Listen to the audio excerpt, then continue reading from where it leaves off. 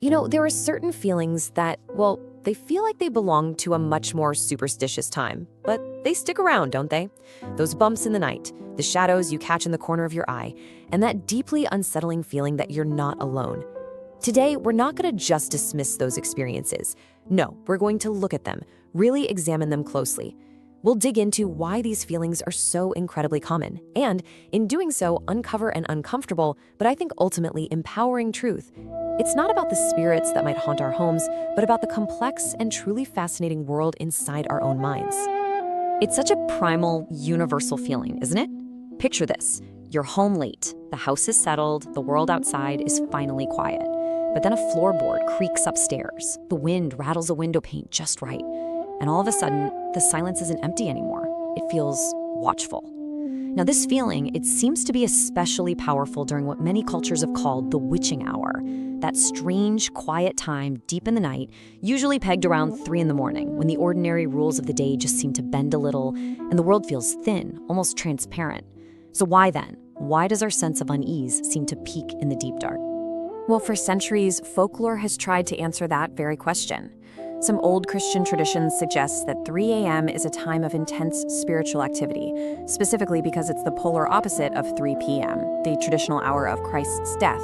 So it's seen as this time of mockery when demonic or malevolent forces are at their absolute strongest. And there's another fascinating piece of lore, this one from the canonical hours of the Catholic Church. See, monks would say prayers every 3 hours, which was thought to create this kind of cycle of spiritual protection over the land. But after the late night prayers at midnight, the very next prayer wasn't until 6 a.m. And the time furthest from the protective power of those prayers, the deepest point in that spiritual darkness, was 3 a.m. It was believed to be the time when black magic was most effective, when that veil was thinnest, and when entities could come out to play. Now, whether you believe these tales or not, they all point to this shared cultural anxiety about this specific time, a time when we are most isolated and our minds are at their most vulnerable. Now have a look at these experiences on the slide. These are the absolute building blocks of pretty much every ghost story ever told. That feeling of being watched when nobody's there, a sudden cold spot in a perfectly warm room, hearing a faint whisper when you know you're the only one home, seeing a flicker of movement just beyond your focus, or that strange, unsettling feeling of déjà vu. If any of these sound familiar to you, you are in the vast majority. These are profoundly common human experiences. In fact, research into what's called haunted people syndrome catalogs these very anomalies. They're like the raw data of the paranormal. But the central question we're asking today is not if these things happen. People certainly experience them. The real question is, what's the engine driving them? Is it some external force acting on us? Or is it something else? Something maybe a little closer to home? You see, to truly understand the nature of a haunting, we have to start not in some dusty attic or forgotten graveyard, but inside the most complex and mysterious place we know of, the human brain. Psychology offers us a really powerful framework for understanding why we experience the paranormal. Now, this isn't about debunking anything. It's not about dismissing what you felt. It's about appreciating the incredible, and yes, sometimes fallible, ways our minds work to make sense of the world. It's about understanding the ghost story that your own brain is capable of writing. Okay, now what's really fascinating here is how this model breaks down a very complex process into a simple, logical flow. This is a psychological roadmap that explains how a perfectly normal, maybe ambiguous event can transform into a full-blown paranormal experience. Let's walk through it together. It all begins at the bottom with what's called objective manifestations. Think of this as the raw data, the ambiguous stimulus out there in the environment. It's a creak in the floor, a draft from a window, a pipe knocking on the wall. It's a real, physical event, but its source isn't immediately obvious. Then we move up to the subjective experience. This is where we come in. This bubble represents our internal state, our beliefs, our mood, how stressed we are, our expectations. And this acts as a powerful filter. As the model shows, our subjective state literally mediates our perception of that objective event. Finally, both of these things feed into the interpretation. This is the story our brain tells itself to make sense of everything. So when the stimulus is ambiguous and our subjective state is primed for it, the brain can leap to an extraordinary conclusion. It must be a haunting. It has to be a poltergeist. So the crucial piece of the puzzle is understanding what puts our brain in that primed state. Researchers have a great term for this, the dis-ease state. Now, this isn't about having a specific disease. It's dis-ease, a disruption of our normal state of physical or psychological ease. Just think about it. When are you most likely to get spooked? It's probably not on a bright, sunny afternoon when you're well-rested and feeling great. It's when you're exhausted after a long week, it's when you're grieving a loss, it's when you're sick with a fever, or under immense financial or emotional pressure. In this state of dis-ease, our critical thinking faculties are lowered, our senses can play tricks on us, and most importantly, we become highly susceptible to suggestion, both from our own beliefs and from all the stories we've heard our entire lives. Let's make this really concrete. Step 1, the stimulus. It's 3 a.m., and you hear a distinct knock from downstairs. It's an ambiguous sound, right? It could be the house settling, a branch hitting the siding, any number of things. Step 2, the filter. But you're not in a normal state. You're in a state of dis-ease. You've been working late all week, you're totally exhausted, and maybe you just finished watching a scary movie. Your brain is already primed with these cultural beliefs about ghosts and spirits. So step 3, the interpretation. Your brain takes that ambiguous stimulus, the knock, and passes it through the filter of your dis-ease state. It tosses aside the mundane explanations and latches onto the most emotionally powerful one. It wasn't the house settling, it was a ghost. And just like that, in a matter of seconds, your brain has authored a supernatural event. Now, this psychological model isn't just some abstract theory. We can see it play out with incredible clarity in one of the most famous and frankly one of the most well-documented paranormal cases in American history. A story so terrifying it's said to have literally frightened a future president. So let's travel back in time to the early 19th century in Robertson County, Tennessee, and meet the Bell family. Their story is a perfect and tragic illustration of how these psychological principles can manifest in the real world. As you can see from this timeline, the whole thing began in 1817 with a classic ambiguous stimulus. John Bell Sr. saw some kind of strange creature. By 1818, the phenomena had moved inside their home, with the family reporting knocking, scratching, even physical assaults like having their sheets pulled from their beds. Then in 1819, it escalated. The entity supposedly began to speak, identifying itself as the Bell Witch. And this all culminated in 1820 with the death of John Bell Sr., which the entity actually claimed to have caused.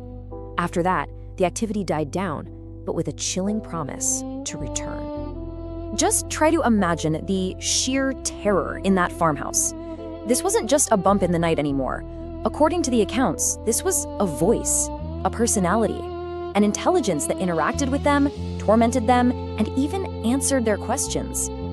When they asked who it was and what it wanted, it gave this chilling, cryptic reply. "I am a spirit. I was once very happy but have been disturbed." This quote really captures the reality of their experience. For them, this was not some trick of the mind. This was an external thinking force that had invaded their lives and was tearing their family apart. And right here, this is where it all comes together. Think about the condition of the Bell family. They weren't just tired. They were living in a state of constant, escalating terror. They were being physically assaulted in their sleep. They were publicly shamed and ostracized by some people, while being treated like a spectacle by others who would travel for miles around just to witness the phenomena. The head of the family, the patriarch, was suffering from a debilitating illness. This is the absolute definition of a profound and prolonged dis-ease state. Their collective minds were a perfect storm of fear, exhaustion, and hypervigilance. In a state like that, every single creak of the floorboards, every shadow, every unexplained sound would be funneled through that filter of terror and interpreted as another act of the witch. It would have become a terrifying feedback loop, with one person's experience feeding and validating another's. This quote from John Bell's son Richard, written years after the fact, is so telling. You can feel the profound confusion, the desperate search for an explanation. He lists every possibility he can think of: witchery, a demon, a hobgoblin, a soul of the dead. He had the experience, right? He had the raw data of the haunting, but he lacked a framework to understand where it was coming from. He hoped that a wiser generation might someday come to a correct conclusion. What he couldn't have known is that the explanation might not lie in the supernatural at all, but in the brand new field of psychology and the complex, powerful, and sometimes frightening capabilities of the human mind when it's under extreme duress. So where does all this leave us? Does a psychological explanation for ghosts mean that your unsettling experiences aren't valid or that you're somehow crazy? Absolutely not. In fact, it means the exact opposite. It suggests your experiences are part of a deeply, fundamentally human process. Understanding this process doesn't have to take away the mystery. Instead, it can shift the focus of our curiosity from the shadows in the room to the shadows within our own minds. It's not about debunking ghosts. It's about empowering ourselves with self-knowledge. So the next time you hear that bump in the night and you feel that familiar chill run down your spine, instead of just letting fear take over, you can become a curious scientist of your own experience. Try this checklist. First, just acknowledge your emotional and physical state. Am I in a diseased state? Am I exhausted, anxious, or feeling unwell?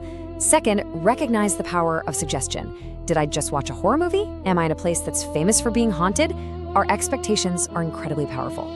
Third, consciously question your brain's first interpretation. When you think you hear a whisper, ask yourself, what are 3 other things it could have been? The wind? The radiator? My own mind just creating patterns out of white noise.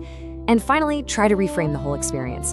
Instead of a terrifying paranormal event, see it as a fascinating and rare glimpse into your own subconscious, into the powerful storytelling machine that is your brain. It's a chance to learn something profound about yourself. In the end, the uncomfortable truth may just be this: we are all haunted, not necessarily by the spirits of the dead, but by the ghosts of our own psychology. We are haunted by our fears, by our stresses, by our beliefs, and by the ancient wiring of a brain that is designed to find patterns in agency in the world, sometimes even when there is none. But that isn't a cause for despair, it's a cause for wonder. It suggests that the greatest frontier for exploration isn't outer space, but inner space. The most profound mysteries are not hidden in the dark corners of the world, but in the intricate, shadowy, and brilliant corridors of our own minds. If this exploration has given you a new lens, a new way to view your own experiences, then I invite you to subscribe to Unspoken Psychology. We'll continue to explore the hidden truths about the human mind together. Thank you for joining me.